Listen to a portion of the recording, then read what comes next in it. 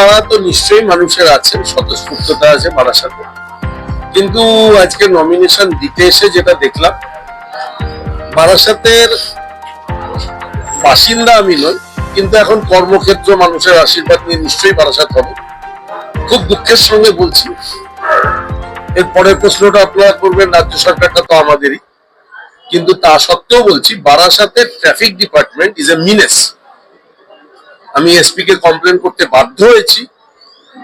মানুষকে হ্যারাস করা ছাড়া আর এদের কোনো কাজ নেই, এবং এটা আমি দায়িত্ব নিয়ে বলছি। মানুষের আশীর্বাদ নিয়ে জিতে আসার পরে আই উইল সি টু ইট।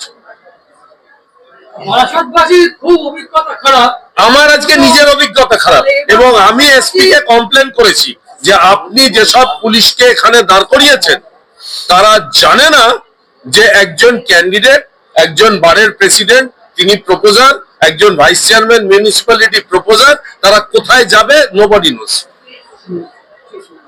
এই অশিক্ষিত, এই অকর্মণ্য ডাম্পিং গ্রাউন্ডে থাকা উচিত এদের, এখানে দাঁড় করিয়ে রেখেছে।